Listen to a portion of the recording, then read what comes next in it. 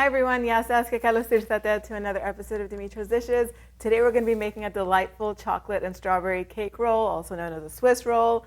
It's light, the chocolate cake that is very light and spongy and airy, so easy to make. It bakes in under 10 minutes. The filling is going to be a creamy filling made with whipped cream and some cream cheese for depth of flavor, fresh strawberries. It's beautiful to look at and perfect for any special occasion. Let's get started. So we're going to start off by making the sponge cakes, and I've already separated 4 eggs. I have the egg whites in my mixing bowl that's on my KitchenAid mixer. You can use a stand mixer if you have it. Otherwise, you can mix this with a hand mixer by hand. And I have the yolks in the bowl over here. We're going to begin by mixing the egg whites until they're nice and frothy. And then I have a half a cup of granulated sugar. I'm going to add half of it in here, which is 1/4 cup. And I'm going to let the egg whites mix on high speed until a stiff meringue is formed. The meringue is ready. So we start by making the meringue first, so that way we don't have to wash the mixing bowl. I'm going to transfer this into another bowl because now we're going to beat the egg yolks.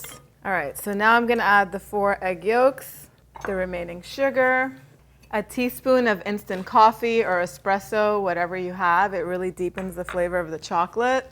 2 teaspoons of pure vanilla, and 1/4 cup of vegetable oil. I like to use a light olive oil because it's much healthier than most of the vegetable oils out there, but use whatever you have or love. If you want more flavor, you could do butter too. Okay, so I'm just gonna reattach the whisk, and I'm gonna beat this until it's pale and creamy. So in this little bowl over here, I have half a cup or 65, you can do 65 to 70 grams of all-purpose flour, a teaspoon of baking powder. That's going to ensure that the cake rises, just in case the egg whites deflate, and 1/3 cup or 40 grams of unsweetened cocoa powder.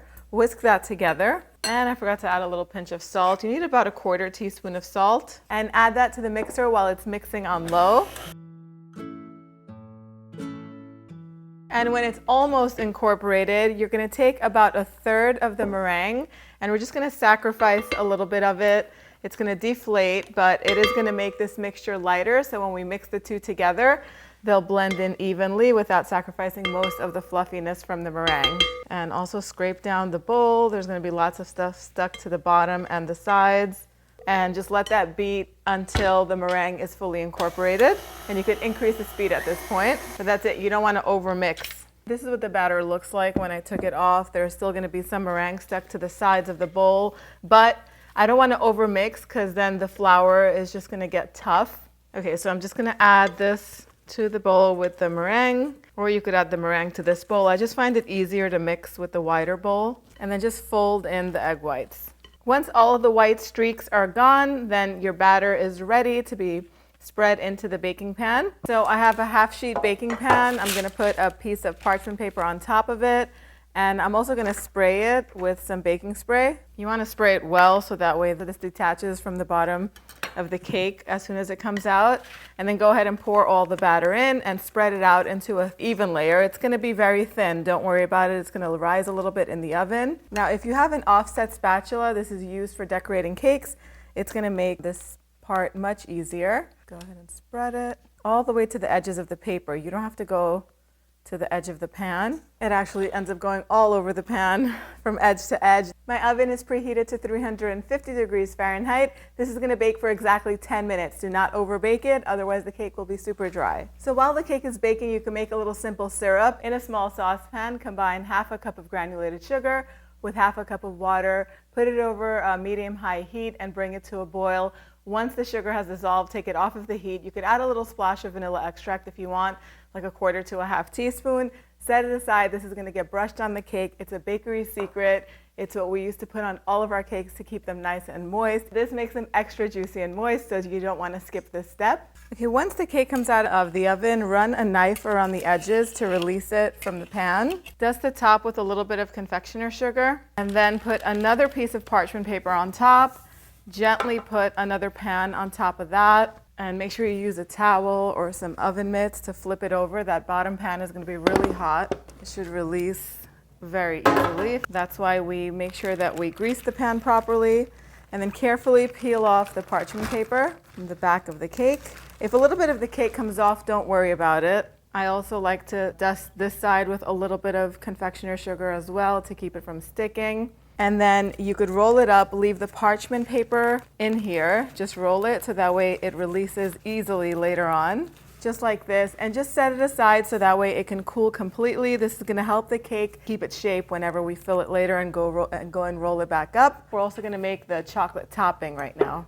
Okay, so for the chocolate topping, we're going to need 4 ounces of semi-sweet chocolate, about 1/4 teaspoon of instant coffee or espresso powder, and about 1 tablespoon of vegetable oil or light olive oil. This is going to give it some shine. And then 1/2 cup of super hot heavy whipping cream. Whisk everything all together until the chocolate is melted and beautiful and shiny. Now, whenever I'm making ganache, I prefer to use baking chocolate, not chocolate chips, but chocolate chips are really all that I had. And in this recipe, it doesn't really matter because even though it's gonna thicken up much more than if I was using baking chocolate, like squares, because they do have stabilizers in them and things like that.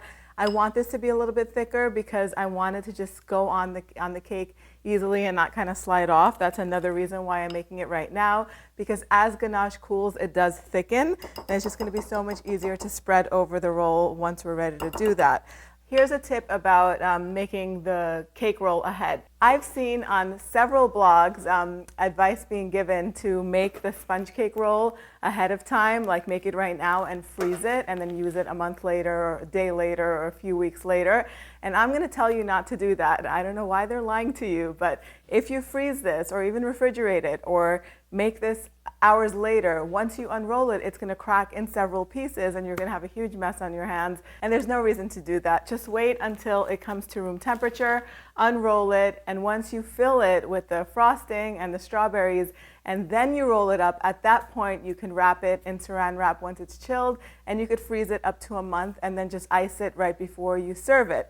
That part, no problem. Once it's rolled up and filled, you can definitely freeze it. But at this point, you can't freeze it, it's gonna fall apart. I'm telling you this because I've had a bakery for 10 years and I know all these tips and tricks, and I freeze as much as I can because it just saves time. But sponge cakes that are rolled up, you can't freeze them unless they're filled. We're gonna move on right now and we're gonna make the filling. Okay, so for the filling, we're gonna begin by making the whipped cream portion of this. We need 1.5 cups of heavy whipping cream. You wanna make sure that it's nice and cold, and about 1/2 cup of powdered sugar with 1 teaspoon of vanilla extract.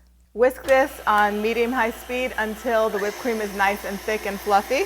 And then go ahead and transfer the whipped cream to a bowl and add 1/2 pound of cream cheese to the mixing bowl. Make sure that it's nice and soft and at room temperature. 1/2 cup of powdered sugar and 1 teaspoon of pure vanilla. And whisk that up until it's smooth. And then go ahead and add back in most of the whipped cream. Reserve about 3/4 cup of it to make the rosettes for the top of the Swiss roll. So I just left about this much in here. And scrape down the sides of the bowl and mix that up until it's fluffy and smooth. Give it a little taste and check for the sweetness, see if it needs more. That was perfect. Then you're gonna need about 9 to 10 fresh strawberries for the filling and a few for the topping, maybe 2 or 3 for the topping. I'm just gonna take some of 2 or 3 out for the topping and set them aside. And I'm just going to dice up these strawberries.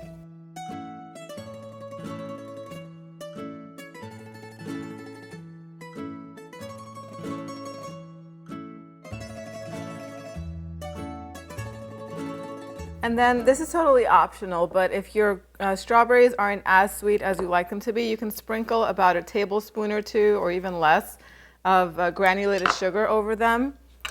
And just give them a toss in there. Don't do this ahead of time, otherwise they're gonna start to release their juices and then they'll make the filling soggy. Okay, so now it's time to assemble the roll and fill it. Carefully unroll the cake, and if you need to use the spatula because it'll stick, especially if you did it while it was still super hot and warm straight out of the oven.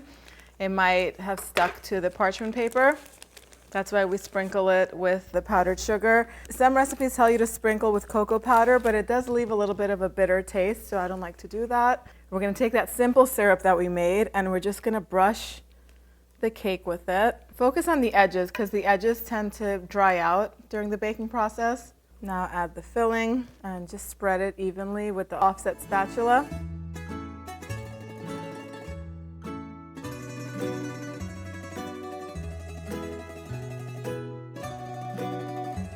And then take all of the strawberries and just spread them over the top. And then roll it back up as tightly as you can.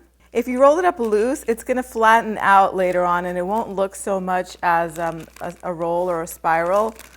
It'll be really flat, so try to get it tight. And this time, leave the parchment paper out, obviously, right? Now, if you'll notice that over here, my cake cracked a little bit on one side. I'm just gonna squeeze it together a little bit. That filling inside is gonna glue it together. And then later on, when I put the ganache on top, you won't even see that crack.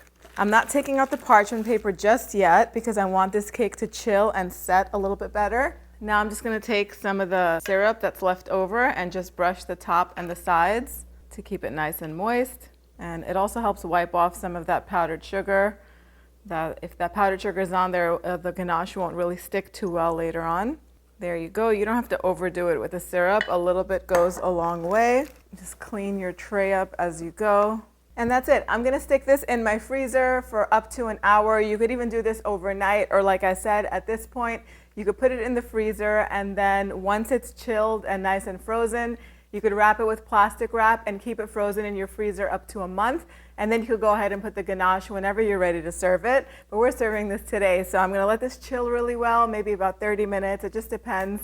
I'm gonna keep an eye on it, clean up over here in the meantime, and then we're gonna decorate it. Okay, so it took 45 minutes in the freezer, or at least in my freezer, for the cake to set completely, so that way it's easy to handle. If you take it out early, it's gonna squish and get stuck to you and stuff like that. So the best thing is to chill it well before you take it out.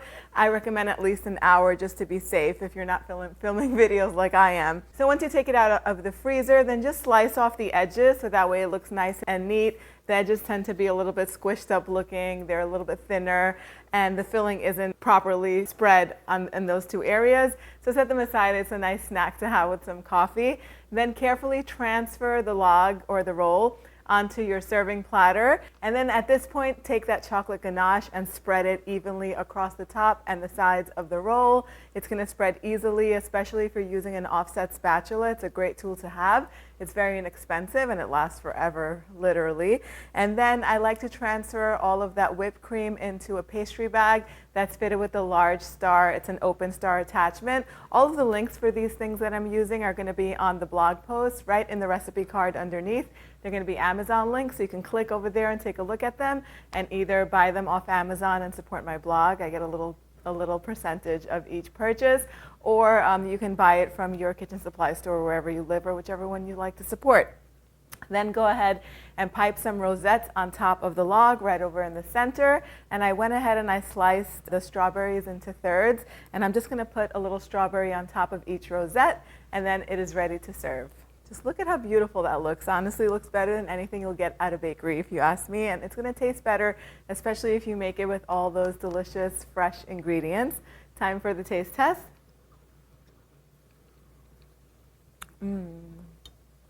That fudgy chocolate on top, that ganache, gives it a little bit of a fudgy consistency. The cake is so soft and light and airy and also very moist. That cream is so nice, especially because it has that cream cheese in there and makes it a little bit tangy, adds more flavor. I love the fresh strawberries in there. Of course, feel free to substitute your favorite berries in here. You could use blackberries, raspberries, even blueberries, or a nice combination of all those. I hope you guys give this recipe a try. If you do, let me know what you think in the comment section down below. Thank you guys so much for spending time with me today. If you want to learn how to make a strawberry cake roll, click over here and I'll see you right over there. Yes, Sess?